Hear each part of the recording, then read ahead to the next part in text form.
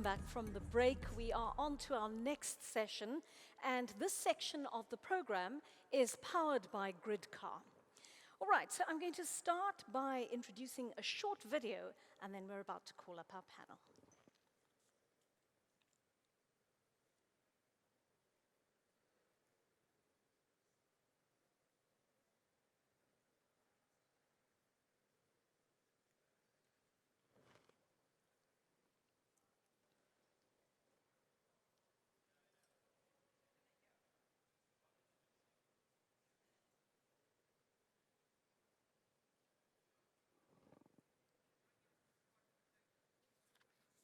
All right, some interesting issues coming up in these panels. The next one being SA-NEV transition, policy choices and support instruments. And of course, this is sponsored by Gridcar. So let's call up our panel. Our facilitator, Tumelo Chipfupa, is a partner at Business Tax Advisory EY, and he will bring up his guests.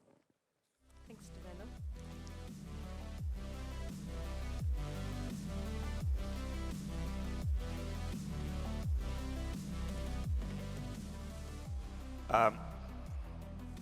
Hello, everybody, and thanks a lot, Joanne. Welcome, everybody, to this panel discussion on the NEV transition on policy and support measures. I would like to call my fellow panelists to the stage. Firstly, Mr. Andrew Kirby, from the CEO of Toyota South Africa. And then Mr. Rene Mutilao, the CEO of the NACAM, the Component Manufacturers and Allied Association of South Africa. And lastly, Ms. Mbombo Luhembe, the Strategy Head from ABSA. Thank you. We had earlier on expected to have on our panel the Deputy Minister of Finance, Mr. David Masondo, and also the President of NUMSA, Mr. Andrew Chirwa. Both of them have apologized at the last minute, so we will not, unfortunately, have the wisdom of their input into our panel. But the ladies and gentlemen who are part of this panel are quite knowledgeable about the auto industry, so I'm hoping that it will still be an enriching and worthwhile discussion. Thanks. Before we start, though, we're going to have an input from an executive of Toyota, Dr. Gil Pratt, and we are going to ask Mr. Kirby to kindly introduce Dr. Pratt to us. Thanks, Andrew. Thank you, Tumelo, and good afternoon, everyone. So Dr. Gil Pratt is the CEO of the Toyota Research Institute in the United States, but he's also a fellow executive on the board of Toyota Motor Corporation, and is what we refer to as the chief scientist in Toyota globally. And we had asked him to come and join us in person or be able to present a virtual session today, but unfortunately that wasn't possible. But he has allowed us to use one of his pre-recorded presentations. The recording that we're going to listen to was presented in August in Paris to a number of different markets all over the world. This is a particular recording to one of those in Europe. And he addresses from a science point of view the road to, or the pathway to net zero. So whilst we're going to be talking about policy issues, he's going to be addressing just the science, facts, and how many misconceptions and myths there are around how to get to net zero. So I think this will be some interesting input into our discussion later on. Thank you very much.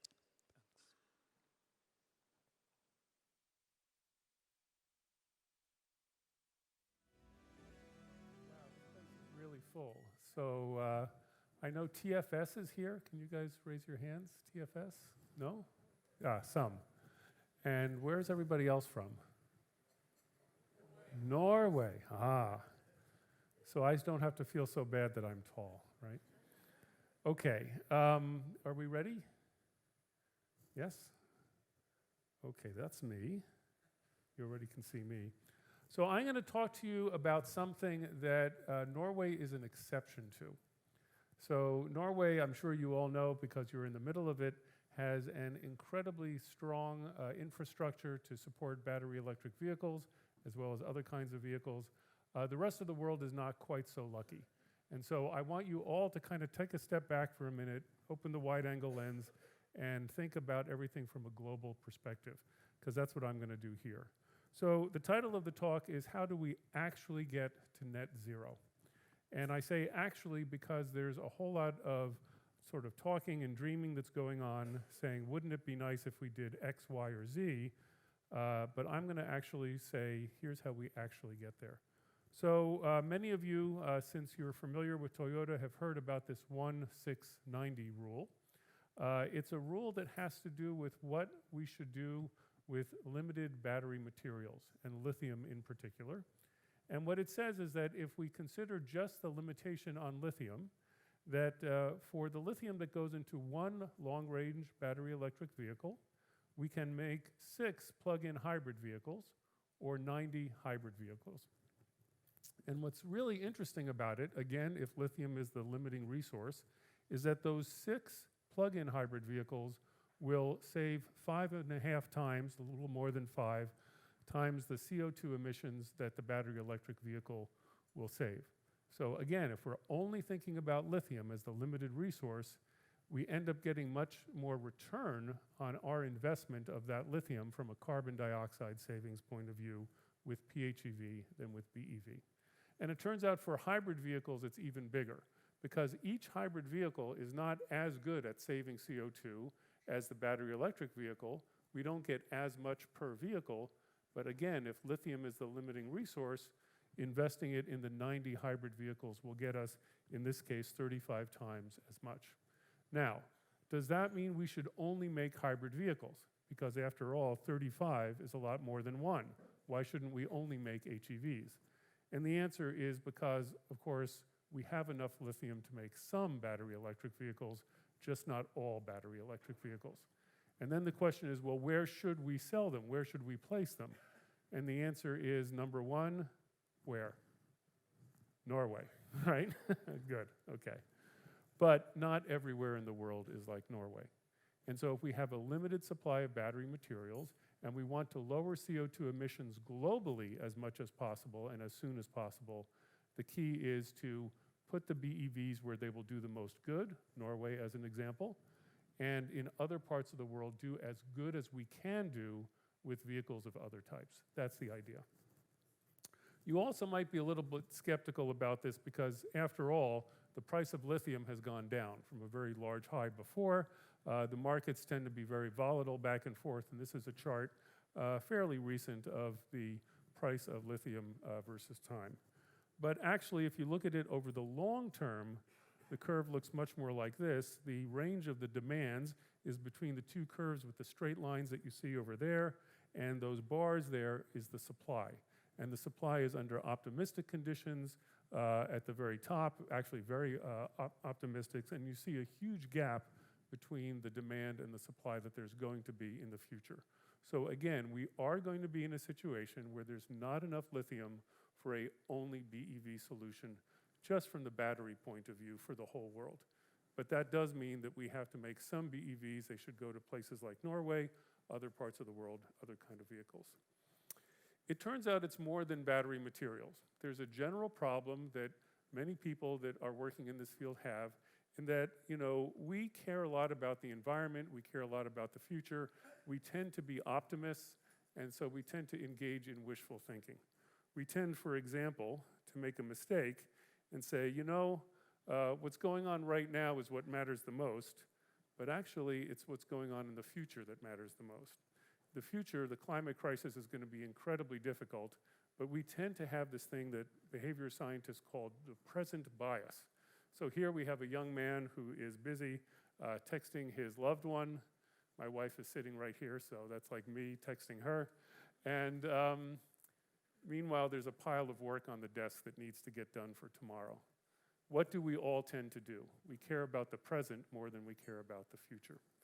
And this is an incredibly insidious thing because the future has another problem. carbon dioxide accumulates in the atmosphere, and the decay time is around a century, sometimes it's even more. And so the way to think about CO2 is it just builds and builds and builds and builds, and it means that we have to think about the CO2 we're emitting right now, even though the worst of the climate change problem is going to happen in the future. And so here, the example, which is a little more relatable, is with regard to trash, but it's the same sort of thing. We have to reduce carbon dioxide emissions as much as possible and as soon as possible, because they're only accumulating and it's only going to get harder in the future. The other thing, and again here Norway is an exception, is that in most of the world there is inadequate electrical transmission infrastructure. And so in most of the world, even if there's enough renewable power, getting that power from places where the renewable power is made to places where people live, which tends to be in a very different place, is a huge problem. And the rate of the build-out of electrical transmission infrastructure is very slow. There's government bureaucracy that gets in the way, and mostly there's people who don't want the power lines going in their backyard. So we have to be realistic and say, okay, this is going to take some time. Furthermore, there's a question of energy storage. A lot of renewables, like solar power, like wind power, are not what we call base load, and they vary up and down at different times of the day, different times of the week, the month, the year, etc. And of course, batteries, stationary batteries, can be used to handle some of that variation, but we have to be careful not to engage in wishful thinking and think that this is an answer for so-called seasonal storage. For that, you need hydroelectric, this kind of very large-scale, very inexpensive storage. And unfortunately, only certain places on Earth have a lot of this, and in other places you can't simply bring it to where you want it to go. And now let me talk about the final realism that we have to have. And this has to do with personal capital, okay? Some of the world is very fortunate. You're from Norway, most of you, you're very, very fortunate. A lot of the world is not as fortunate as you are. And so people can't simply replace the cars that they have now and say, okay, time to go for a car that's greener. Let me go ahead and sell my car that I have now and go ahead and buy one, simply because they can't afford to do it. In fact, even in the United States, over 20% of our cars are over 21 years old. It's an incredible problem. And there's simply not the personal capital available for people to go ahead and to change them.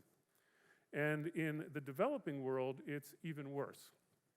Here we have a chart on the upper right-hand side from Nigeria as an example. And we have to remember that when we sell our car in the developed world, often that car then goes and gets shipped to the developing world. And so if it's a high CO2 emitting vehicle, we're not actually changing much by going ahead and shipping it to somewhere else. Okay, this is a global kind of problem, and the climate is dependent on CO2 that's emitted anywhere in the world because it circulates around like that. So I've been telling you a whole bunch of kind of bad news, and I'm sorry if I'm depressing all of you. I know that in the northern latitude, the sun goes down for a long time and it gets kind of sad. Well, now the sun is going to come up, okay? Here is the good news. The good news is that we have growing amounts, tremendous amounts of low-cost renewable energy. So solar and wind I talked about a little bit before. There's incredible good news also on the nuclear side. You've probably heard about it, called small modular reactors. This is a new kind of technology that's inherently safe, can be placed anywhere, so it lowers the need on energy transmission. And I think it's going to be a huge positive difference in the future. I'm very optimistic. Recently, some of my colleagues and me were in Iceland, and we visited some of the geothermal things that are done there. That's, of course, quite positive, but also limited in which parts of the world it can be. But there's a new technology called enhanced geothermal that will much more broadly expand the areas where geothermal can be used. So the result of all this, and I'm only showing you this in pictures, not in numbers, is that geothermal power as well as nuclear power, solar and wind, we are going to have plenty of renewable energy. That's not going to be the problem. The problem is going to be those other limitations that I mentioned to you before. So let me talk now a little bit about some economics, and this is very basic economic theory that I'm going to show here with graphs of how we can think about actually getting to net zero with all of these technologies. So here's how it works, and for now I want you to think about a car factory, and imagine that we're looking at what the unit cost, the cost of each vehicle is coming out of that factory versus the scale of how many vehicles get made every year in that factory. So first of all, we have this line here, this red line that you see. As we start with one car, the cost is very, very high because the capital that was necessary to build the factory, very, very high. Putting out the first car costs a lot of money. And of course, as we make more and more cars, that capital is, as they say, amortized over many other vehicles, and so the cost goes down in inverse proportion. For those of you that are technical, this is a log scale, so it's a straight line that goes down like this. Now, even if you produce 100,000 cars per year, the cost doesn't keep on going down lower and lower and lower. Eventually, you run into a limit. This is this first limit here, which has to do with the material cost of the materials that go into the car, the labor cost to actually assemble and build the car, and that's the green line that you see here. So as scale goes up, you can't go lower than that fundamental limit of what it takes to build each one. Then you finally run into a third limit, and this is very basic microeconomics here, and this is a kind of a resource limit. It says that at some point you run out of materials, you might run out of the capital that people have available to actually buy the car. So even if you could make it, nobody would be there to buy it. You just saturate at some kind of limit. And so typically, a cost versus scale curve goes something like this, and it looks like a bathtub curve. That's what it's often called, because it kind of looks like the cross-section of a bathtub. What's nice is that as technology improves, all three of those lines tend to move. You learn when you build the second factory, you've learned from the first one, so that cost goes down. You learn a new design that's more efficient, so the green line moves down. And the resource limit tends to go to the right because you mine more materials, as an example, to go into it. So lithium, for example, will eventually not be an issue with batteries. But this process is very, very slow. And so the question is, while we're waiting for this descent to occur, for that blue line to move to the right, for the green line to move down, etc., what else can we do? From a fundamental economic point of view, the answer to this problem is diversity. And so if for a moment you forget about all the wonderful names of different vehicle powertrain types here, and you say, what if these were animals in nature? Or what if they were different types of plants in nature? We all know that one kind of animal or one kind of plant occupies a niche in the ecosystem and can quickly run up against that blue line as it reproduces and exhausts some resource. Perhaps it's a certain kind of food, anything else like that. But does that one kind of animal preclude other kinds of animals from also living in that ecosystem? And the answer is no. The way to get more animals in the world, the way to get more vehicle types in the world, depending on different circumstances, some like Norway, some not, is to have a diversity of different kinds. And this is the fundamental idea of multipath. Because when you do that, here's what you can do. You can have each of them running essentially at the optimum cost for each one of them. I've picked some random sizes here for the different kinds of powertrain types, depending on what part of the world, but that's going to vary very, very much in different ways. So I want to switch now for a moment to talk about e-fuel and to talk about biofuel. As many of you know, the rules in Europe have been changed to allow for e-fuel for the future with regard to the ICE ban. And it's very important to understand how this works. We can use solar energy as one example to electrolyze water, combine that with CO2 that's captured either from a smokestack or from the environment itself, and we can create synthetic fuel. And depending on how you do the accounting, if you use CO2 from the atmosphere as an example, this can have a carbon neutral effect and be quite an effective way to go forward. Why is this important? For all the reasons I said before. There will be many parts of the world that will have internal combustion engines or hybrid vehicles or other kinds of ways of using chemical fuels for a long time. If we can figure out how to do this, we have a low carbon way to continue to operate those kinds of vehicles and machinery for some time which is going to end up being necessary because there's not enough capital or infrastructure or other things to have a different path for some people. Biofuel is very much the same kind of thing.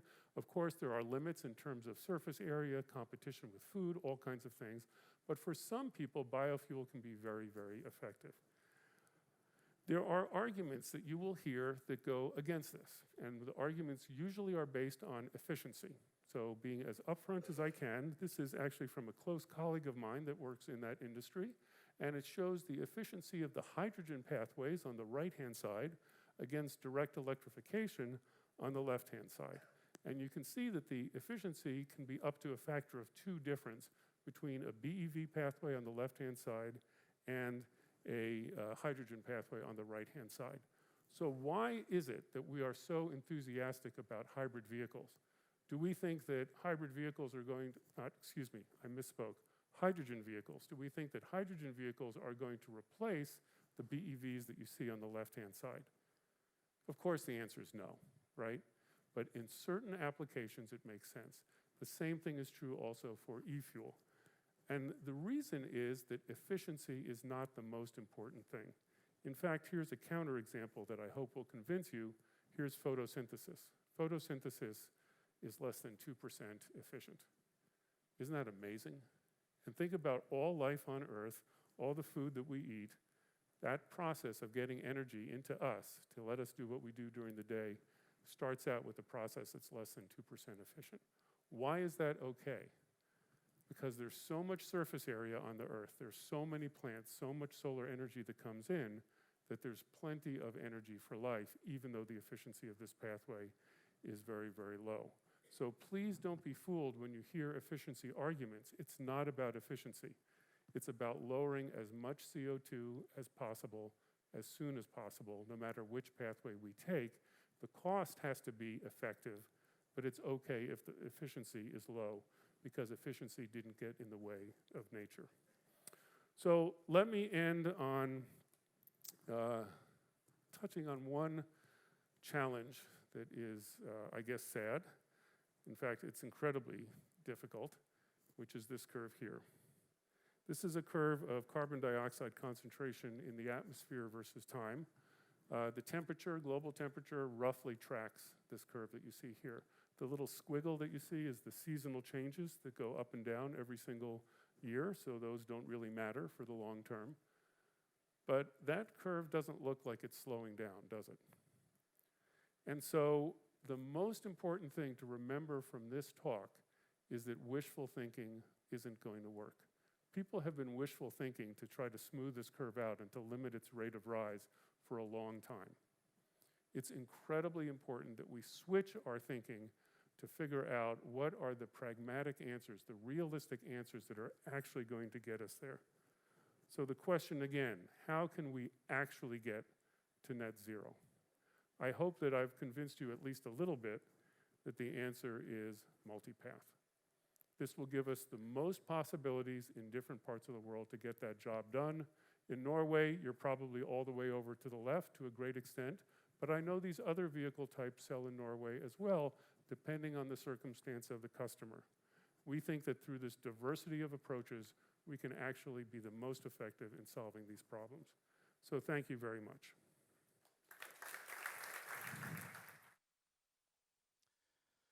Oh, thank you. I hope everybody enjoyed that presentation as much as I did. I think Dr. Pratt kind of laid out the global challenges in terms of resource constraints, in terms of vehicle economics, and some of the important debates that are taking place there.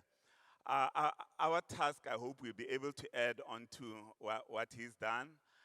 We'll be talking about really the local policy choices and the support instruments that we have for the NEV transition.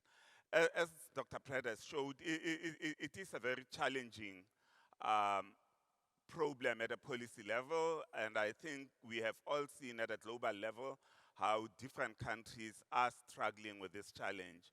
I think we've seen in the EU debates about whether we should be having tariffs against Chinese vehicles, we've seen tariffs being imposed by the United States, we've seen subsidies, we've seen debates within different countries, let alone in our country. And hopefully, through the dialogue here today, we'll shed some light on the choices and the support instruments that we should be having in South Africa. The way we are going to conduct our panel today is that I'm first going to give my fellow panelists a few minutes to air and say their views on this particular topic, and then I will ask them each a question. If amongst the audience you have a question that you'd like to ask, I think there is the slider technology. You can put up your question in the technology and we will see it up here and one of the panelists will respond to it. Alternatively, if at all we don't have enough questions and at the end of this discussion we still have some time, we will have a roving mic and then we'll give you an opportunity for dinosaurs like me who are not so quite adept at using technology to actually ask using the questions to the panel using the mic. So I'm going to start with you, Andrew. You made some very interesting comments the other day on the transition to EVs and the local market and deindustrialization in South Africa. What's your take or your introductory remarks on our topic today? Yeah. Thank you, Tamela. I think we've been talking about it over the last 2 days, but I think we all need to acknowledge that this is not business as usual. If we carry on doing the same things, we're likely to see a drop in our manufacturing volumes, in our footprint in South Africa, and of course also in sales. And the transition to low and zero emission vehicles will be very slow. So I think it's important that we acknowledge that, and it is a very serious challenge, I think, for all of us. We have a particular challenge, I think, in South Africa. On the one hand, how do we reduce our CO2 footprint as fast as possible? And I think Dr. Pratt referred to some of the tactics around that. But on the other hand, we also need to ensure that we protect, sustain, and actually grow our manufacturing volumes and also our sales in South Africa. And how do we find policy instruments and industrial policy that can balance those two? The auto industry, I think, has a tremendous amount to offer. Dr. Lehohla said earlier, we need to be focusing on the targets, and I think he's quite correct. And with the South African Master Plan that was developed in late 2018 and the targets that were set, we had understood that certainly as a manufacturing base, with a production volume of under 1 million vehicles, we are at risk. We're a tier 3 country, so to speak. And we need to be increasing those volumes to well over 1 million, where we can have the scale, the depth of supply base, the skills, the resources to be able to sustain shocks to global economics and really make an enormous impact on the country. So the question is how to do that. And I think that the master plan, again, had some really good approaches. The one was, how do we optimize the South African market? Quite frankly, nothing's been done. And there are some simple mechanisms that could be tweaked and adapted to help to grow accessibility to vehicles, but also transition to new energy vehicles. Ad valorem is one of them. It's a luxury tax. It was well thought through in 1995. It hasn't been amended since 1995. So a 200,000 Rand vehicle that was a premium vehicle attracted a fairly large ad valorem tax. Now a 200,000 Rand vehicle still attracts an ad valorem tax. And it becomes even more prevalent when you talk about new energy vehicles, hybrids, plug-in hybrids, and battery electrics, because their price point is so much higher. And so we're just taxing it. And I think if we were to tweak that, quite frankly, we should have zero ad valorem tax on all new energy vehicles. We should be serious about how we transition to dropping our CO2 footprint and transitioning the South African market to new energy vehicles. We can't just think that we can transition exports and forget about what's happening in South Africa. We need a strong South African base, and we need to be able to compete export-wise.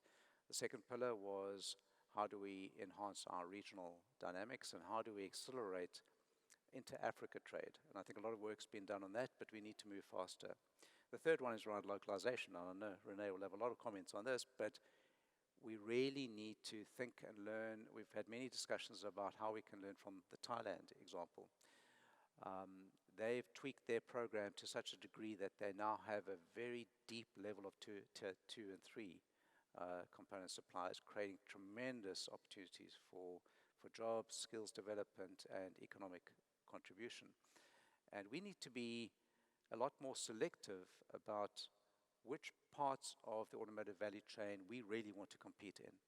APDP2 is a very good, well thought through policy instrument, but we also need to have some selective policies that target where we want to be. And there's no reason why we can't say, let's support particular components, particular vehicles in very targeted ways that are linked to localization.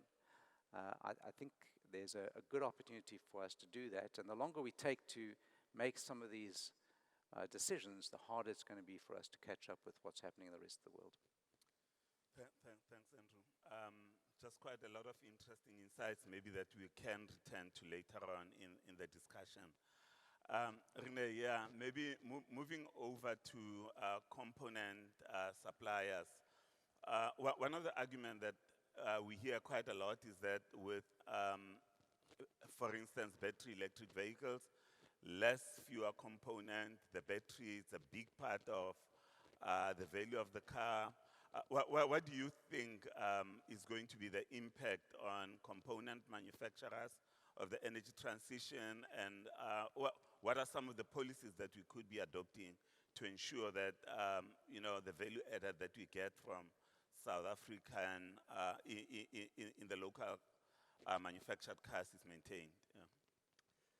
Yeah, thanks to Milo. I think the answer to your question is ditto to Andrew. I think Andrew's kind of hit the nail on the head of how South Africa has been able to, I suppose, build a competitive base of assembly, and we now need to start thinking about it in the next context. And I must just say, in opening, this particular conversation and the event being hosted by naamsa should, for us, reinvigorate how we want to see the sector in South Africa, and be excited. I was joking with Andrew yesterday. I was sitting and I was watching those presentations of the OEMs, and the excitement of having gone through the history and watched the South African auto sector, as a consumer and now as a stakeholder. I'm sitting back there and I'm thinking, wow, this is such a special sector that we're all involved in. And we need to do everything to kind of maintain and grow it. I also remember as a 10-year-old watching the Toyota ad with the box cart and thinking to myself, like, how I'm going to win my crush over as I drive that go-kart down the hill, kind of thing. And that's the excitement that the vehicles bring. I think I want to build on the magic of the value chain and the opportunities that come out of what Andrew was referring to as deep component production. To some extent, the discussion around NEVs is contextualized as we see, and I think Gil was talking about it, what we're seeing as multi-part approaches to NEV production and the move to zero emission. What we need to kind of be thinking about in South Africa is, are we simply tying ourselves to a particular outcome and hope it results in that? We've been running what we know as the APDP and the MIDP under its guise, whatever we want to call it, for pretty much from the mid-90s till now. I think it's been really good at maintaining the base that we have, that we still have these 7 OEMs producing vehicles in South Africa and newcomers coming into the market. Andrew was probably right in saying that now's the time in this kind of iteration of a policy lens to start looking at selective ways of driving greater localization. So for us, through the white paper process, I think the recommendations that have come through all make sense in terms of granular outcomes. All we've really seen, which is useful, I suppose, the additional cash for component manufacturers. As a constituency, we're grateful for that announcement and implementation of additional AIS. But I do think that's only going to be of any value if we start addressing some of the other market-related issues that Andrew has spoken about. And for me, the issue of the relationship between the domestic market, how the domestic producers are able to capture a greater percentage of that domestic market, and in doing so, provide a value proposition for greater volumes of assembly. The reality is that component manufacturers thrive on one thing, and that's volume. And what we haven't seen is a ramping up of the volume as we expected to see as we went into the master plan process. And there's some reason for that. I mean, I remember at some point when we were moving into APDP, we were projecting based on APDP was what, around 2011, 2012. We were projecting in 2008, because this is a very forward-looking policy kind of planning process. We were projecting based on about 5 or 6% growth rates before the financial crisis of 2008, 2009. Those growth rates didn't materialize. We didn't get that ramping up of vehicle volumes. And by association, the way the APDP and policy works, we've kind of had a stagnant local content level of around 40% for a long time. Let me sum up my opening comments by saying a few things. The component sector, often we have these conversations in the media, yeah? Let me start off by an assurance, and I'm sure all of the OEMs know this already. The component sector is by and large ready to respond to technology shifts, whether it's in the multi-part kind of framework. Component manufacturers work on volume outlooks. Every 7 years, there's a change of a life cycle or model, and component manufacturers respond accordingly. Andrew and I were in a panel a couple of weeks ago where we were kind of unpacking the Thai developmental model. And something that the professor said then just kind of always sticks in me. In Thailand, they had 3 very dedicated developmental programs of autos industrial policy. Very smart. Okay, so it was a combination of linking incentives in the domestic market to commitments on production. It started out with the 1-ton LCV policy framework, moved to eco cars, and now in the NEV or EV space. And the expert said it's the same cohort of suppliers who've graduated through all of those programs. So the supplier base is ready in South Africa. It's our responsibility to understand what are the policy constraints to not having those kind of announcements at scale as to why EVs are not becoming kind of more broader placed. I do think there's a start. We're seeing many of the OEMs moving into different types of hybrid production. That kind of needs to be scaled up, supported, and then the component manufacturers will naturally feed into that. So to close, I think the view that Andrew started talking about of targeted commitment, localization, local production, whatever it is, to build on what's already there in what we know as the APDP2. So if there's complementary policies or incentives being put in place, they've got to unlock that magic that comes with production in the value chain. And then everything we talk about, whether it's employment, transformation, skills, all of that is linked to that because it's really the space where it's all going to happen. So yeah, I think if we were to kind of, and I don't want to, it's actually, I shouldn't shy away from it. We kind of tag teaming on a view because it makes the most sense for the country right now. In that, let's protect the base, let's use what we have. But there's definite space for bottom-up competitiveness. We've already identified as a sector what are key technologies we could quickly transition into. We've already got a view on that. We've got a supplier base. We've got a material advantage. Those things can very quickly be turned into proper policy instruments, and I think we should not be in a space in a year where we're talking about what needs to be done. We should already have those frameworks kind of happening and unlocking greater volume, greater localization in the NEV context. Thanks, Rene. Thanks, Rene. come back to some of the issues that you've raised. Remember, finance is always the critical issue, right? It underpins everything from the consumer side to the production side. If we can't get financiers to the table, nothing moves. Can you tell us just basically, in terms of the transition, what challenges do you see to the financial sector, and how can it help us in solving some of the policy challenges and some of the constraints that we have in this transition? Thank you. Just quite broadly, yeah. Thank you, Tumelo, and good afternoon to all.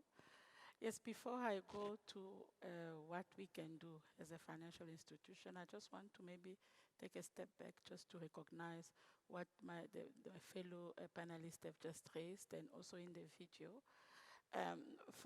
For us, we recognize that there is a challenge in terms of the transition of the transport sector, but there is also opportunities. And with any challenge and any big opportunity, the role of partnership and collaboration becomes very big.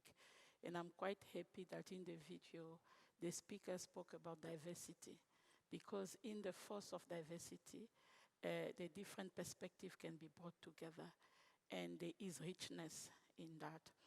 And we also see that this present opportunity. I think the panelists are talking about innovation, and therefore it presents us with an opportunity that we also need to seize at the same time. And as a financial institution, we recognize that importance, and that's why we are here to be part of the conversation. Because we talk about policy, and policy is important, is critical to make a transition such as this one to be orderly. But at the same time, we need to not undermine the importance of having a shared understanding of what the problem is and what the opportunities are. And this type of conversation are quite critical, that we together craft that vision that Andrew has spoke about as to where do we need to go, where do we want to play as an organization, as a sector, both locally and internationally. Because that is quite important, so that when the policies are made, we can properly engage with them, because there is that shared understanding of the challenges and where we want to go. So as an institution, we see ourselves that we have a role to play in the refinement of the policies, the white papers that are out there. We want to bring our voice as those policies are being refined. We want to also play the role of an advisor to our clients, because being a financial institution, we have access to quite a lot of information, and we have done the advisory role before. But we also want to play the role of educating our consumer. And at the same time, making sure that as we finance, because obviously financing is what we do, that considerations such as just transition are taken care of, because that we do not want the transition to leave people behind. And there are critical questions when we talk about the transition of the transport sectors. What does it really mean in terms of climate change? What are the impacts of the transition it's going to make? What will be the impact on our local industry, but our global industry as well? The impact on the job, the impact on the SME that René just raised now. So those are critical questions that need to be debated, and from there get to a place where we all have a view of where we are going, and we want to be part of that journey.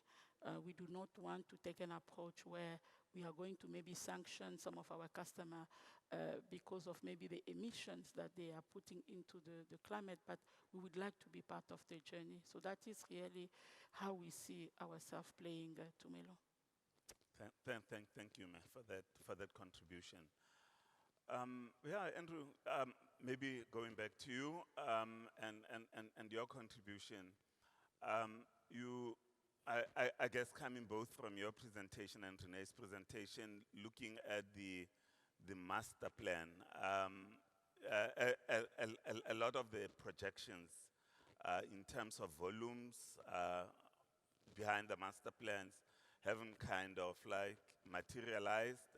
I guess there was the COVID shock that had a huge impact on the economy. You've got now the, I guess, the transition.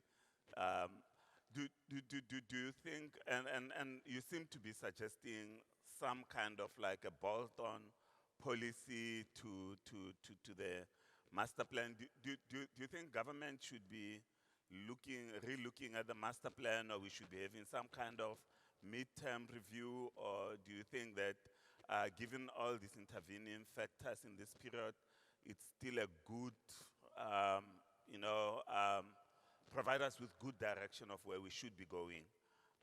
Yeah, thanks. Yeah, so I really do think we need to have a review, and we need to bring that forward.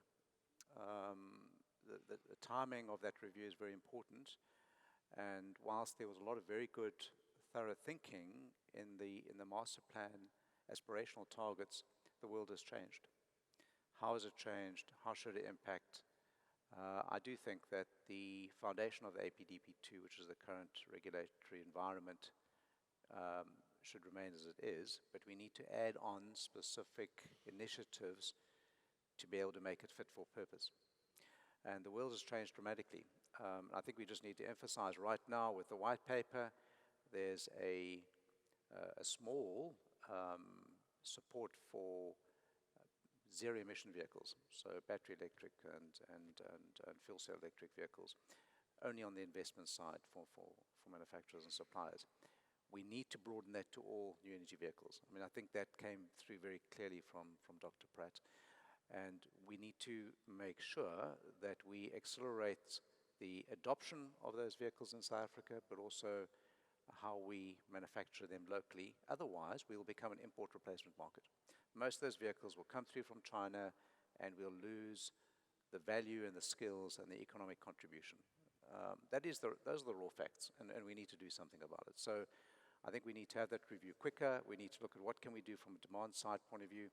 What do we need to do specifically in terms of supply side? Are there R&D aspects we need to do? And what do we need to do at infrastructure?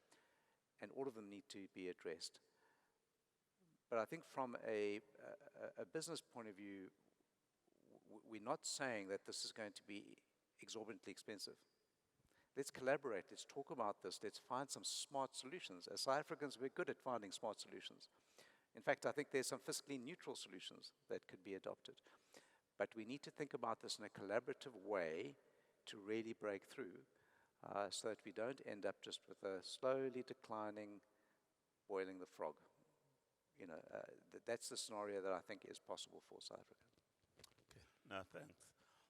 And Renee, please feel free to comment on any of the issues that Andrew has just raised, because I guess whatever affects the OEMs also affects the component manufacturers. But I would like you to reflect on this. One of the things that came out in the session before ours, and this was a question I was going to ask Andrew, but I would like to ask you now, was that because South Africa as a market, we've got low barriers to entry, especially for imports. We've seen quite a proliferation of new models coming to South Africa. I guess the person who was speaking in the last panel was saying that little value add coming from those sales to the country. I want to ask, should we be putting speed bumps should we be raising the entry barriers to the South Africa market? So I guess in the presentation that we saw from Thailand, my understanding is that if you want to play in the Thai market, you need to show long-term commitment and not just get in when the times are good and get out when the times are bad. In addition to all the other things that and of course your members get affected by the health of the local OEMs. If the local OEMs are battling, I guess our component manufacturers would also be battling. What would be your thoughts on those issues? Yeah. Tumelo, luckily I get paid to be a very clear advocate for manufacturing, and manufacturing in South Africa, and you're absolutely right. The components constituency in South Africa benefits from a very clear manufacturing flavored policy. So there's a variety of reasons as to why the domestic market, as I think the word you used was proliferation by brands coming in. I think there's a variety of reasons for that, and part of the review that Andrew was talking about would be for us to responsibly analyze what are the reasons for that proliferation, what makes it easy for these brands coming in, and what is then the impact on a Toyota or a VW or BMW in terms of their own value prop for domestic manufacture. So that's a question that we will have to look at, and is there parts of our policy framework that results in that? We're going to have to unpack all of that. If it's not the policy, what are the other constraints? What are the other levers that can be used? If you're talking about some of the additional measures that Andrew had kind of introduced, if we offer this, and you as an OEM and your supplier base, you commit, in Thailand they've got signed commitments. Possibly something we need to start thinking about, because here we've got a general policy and we hope it results in something, and then there's a change, and then there's COVID, and that all doesn't work out. So I think that domestic market kind of protection or optimization, or however what you want to call it, I think it's directly linked to growth in localization, because the more you can allow the domestic manufacturers to have a business case for business, combination of sale and production in South Africa, then you're going to see upticks in localization. What you don't want is even those volumes that are being produced for the domestic market here get lower and lower and lower, and ultimately component manufacturers suffer. So I think an early the imminent or the next review of industrial policy needs to analyze that. We need to analyze what has caused localization to be stuck at 40% for so long. Let's have a different way of thinking. I mean, again, like I say, APDP was designed high growth rate environment, expect a trickle down economic effect. It didn't work out that way. How do you now look from the bottom up? The Thais were really good in doing that, in that they forced certain systems and technologies to be localized as part of an incentive package. So if, as an OEM, you were going to be able to get a tax subsidy for selling something over here, you had to produce a particular system. In the ICE days, it was an engine. Now there's NEV-specific components that are part of that. I think there's space for all of that thinking. We've not creatively kind of looked at how do we take bottom-up competitiveness. I think about materials. Materials is a really good example. Use of South African domestic raw materials has regressed over time. How do we reverse that situation? I bumped into one of the colleagues from plastics compounding space earlier. I think there's so much that could be done in that value chain. If you look at our minerals value chain, how do we start playing in some of those high value development and implementation of components here in South Africa? So Tumelo, I think, a long answer to role of using the domestic market to help unlock greater localization. I think the two are inextricably linked. We start to see issues in kind of being exclusively linked to export production, but the reality is exports still provide scale. We'd like to see more component exports directly out of South Africa. That's a position that is NAACAM. We kind of pushing hard in this particular space. Let me stop there. No. I must say I agree with you. My understanding of our policy has always been that we want to see a viable domestic, the case for investing in South Africa, it's a viable domestic market, but also a huge export component. And it's how policy tends all the time to make sure that that is retained.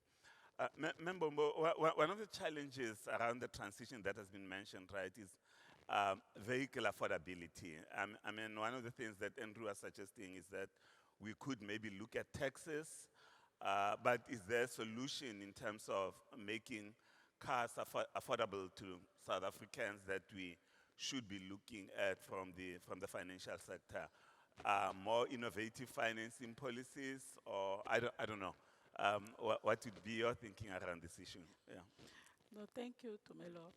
Yes, affordability is something that is important, and even in the video, you know, there was a comment around the cars, the age of the car in the United States, where you think that it's a developed country. The 20%, I think they said, was older than 20 years. It's just to show you that affordability is a question everywhere. There are definitely ways of doing that, but we need to also understand where we are as a country, that we are still, it's still at the beginning. And EV, like with any other country, is going to be a luxury item before it becomes the item of everybody on the street. And we are definitely committed to financing EV for our consumer, and to find ways of doing it to make it affordable to everybody. But I think, to me, to Melo, the big answer is that it is a journey. We cannot expect it to be affordable tomorrow to everybody, but we need to just take the journey, and we will take the journey with our consumer and find ways to make it more affordable, like we are doing it now. But when you look at a developed country, everybody is on the same journey, and we need to just give ourselves time as well. That will be my answer. Okay. Yeah. Thank you. Yeah, I can see that our time is running out. I haven't really seen any questions coming from the audience. And I suspect that maybe a lot of people are like me, not technology-wise. So what I'm going to do is to allow maybe a round of questions. And maybe we could, from the organizers, if we could have a roving mic, if there are people that would like to ask questions, can you just, maybe we can take one round of questions. Anybody would like to ask questions, this is your opportunity.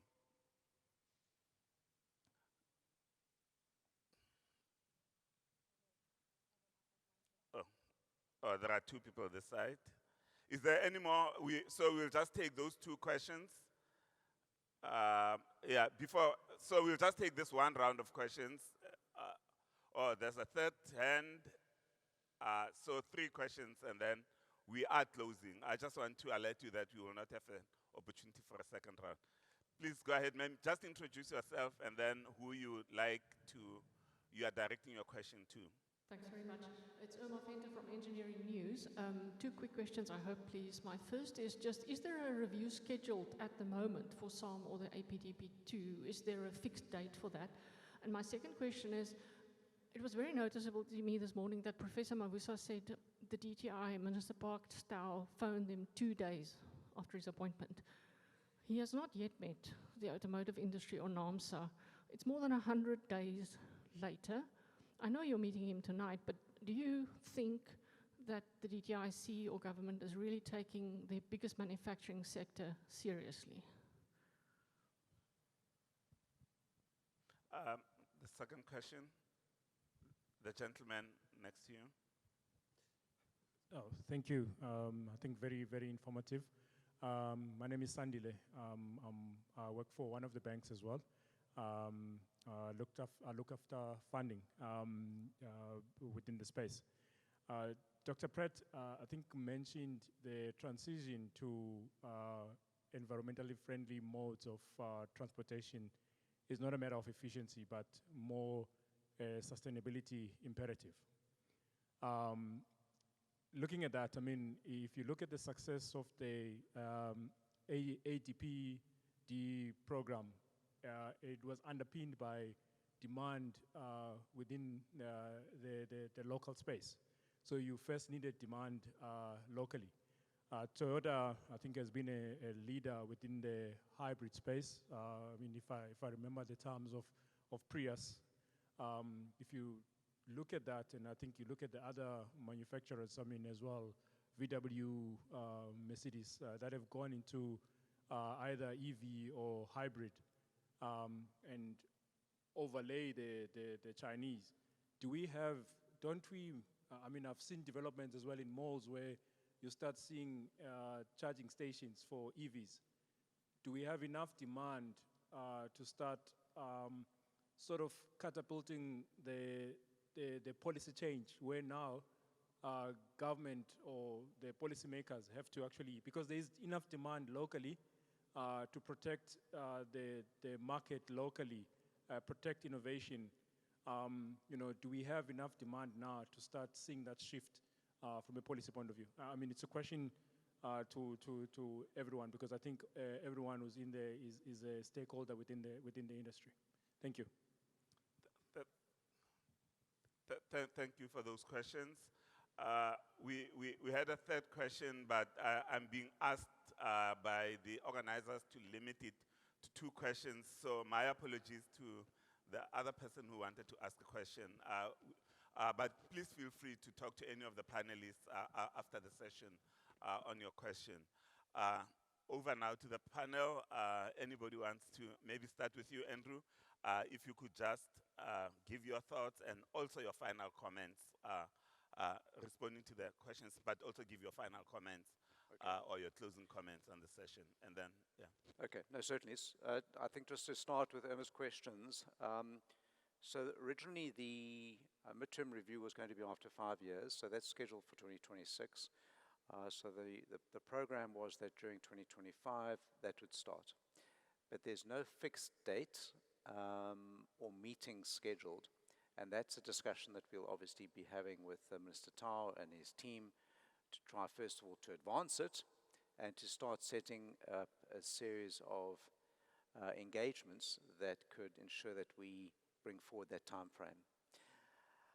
Your second question is a little bit more difficult. I think sometimes industries or sectors in trouble get more attention than those that are not in trouble. And I'm not sure if that's why we haven't had the opportunity to meet with Mr. Tau yet. I think we obviously want to advocate the point that, yes, whilst we are not in a crisis, we are in a very serious transition. And I'm sure that the meetings this evening and over the next few days will be very, very productive. I think maybe just a comment on the HGV policy, and I'll let my colleagues on the stage answer from their point of view. But we have a very good adoption of hybrids, and we have a good adoption of plug-in hybrids. And even in those vehicle or sectors where we've launched battery electric vehicles, the experiences have been good. But we don't have the scale.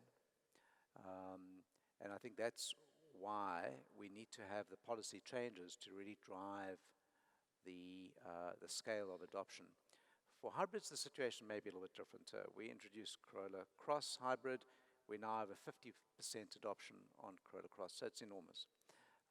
The question is, how do we ensure that we manufacture competitively with our overseas factories so that we can grow our volumes and also make them more affordable and attractive in South Africa? And it's quite difficult to argue that we need huge investments in infrastructure when we're not selling a lot of battery electric vehicles. But of course, the opposite is true. We need the infrastructure so we can sell more battery electric and plug-in electric vehicles. So we believe the case for policy changes is very, very strong. And we can't wait and see when the volumes get to sufficient scales to then make the policy changes. It's actually that it needs to be the other way around. Thanks, Andrew. And then going to you, Renee, do you want to respond to any of the questions? And then your final closing comments. I think Andrew's kind of covered both trajectories of questions that have come in. If I was to give closing comments just from a sense of the discussion so far, and we're starting to talk about a particular policy review or policy changes or whatever it is, I think my own observation as an industry stakeholder is, as we go into this iteration of engagement with all stakeholders, whether it's from the public sector or private sector, I'd almost like to see a master plan that is a little more focused on what are the real key objectives. Is it volume? Is it localization? Discussions, and we've all been part of it, discussions around supporting infrastructure and skills and all of that are really good, and they're great outcomes. But I would like to see us as a sector just hone in on what it is that's going to drive volume production and greater localization in our auto sector, and then unlock those economic benefits. So for me, any look at the master plan is to say, okay, we've seen this, we've seen these as broadly where we want to go. Let's get highly targeted about what we focus our attention on in the next couple of years. And I think we've spoken a lot about what those are. So, but my kind of guidance would be, let's get a lot more focused on smaller targeted spaces. Thanks. Mbombo, do you want to respond to any of the questions and then also provide us with your closing comments on the session? Yeah. Thank you. I think I'm going to echo what has been said as well. I think two key words for me, it's collaboration and clarity. Collaboration, I think, talks to the engagement that need to take place, that is going to bring that common understanding and the shared vision and clarity in the vision as to where we want to go with the master plan. What is it going to address, and what type of policy do we then need to achieve what we want to do in the master plan? So it's collaboration and clarity. Those will be my closing remarks. Thank you. Thank you. I think this brings us to the end of this panel discussion. I'd like to thank each of my panelists for a great contribution. I've certainly learned a lot from this discussion, and I would like to thank all of you for actually giving this panel and listening so attentively. Thank you very much. Thanks. Thank you. Thank you, Dumelo. Thank you very much to your panel as well. Please take your photo opportunity now. I want to have a visual record of all the panelists we've had over the course of the last few days. Thank you very much for that. And thank you to our delegates. I'll just wait for that photo to be taken. Thank you. It is time for lunch. We are resuming strictly at 2 o'clock. A reminder that the VIP and speakers lunch is at the ABSA and West Bank Lounge, and the rest of our delegates will have lunch at the Expo. See you in half an hour. Thank you.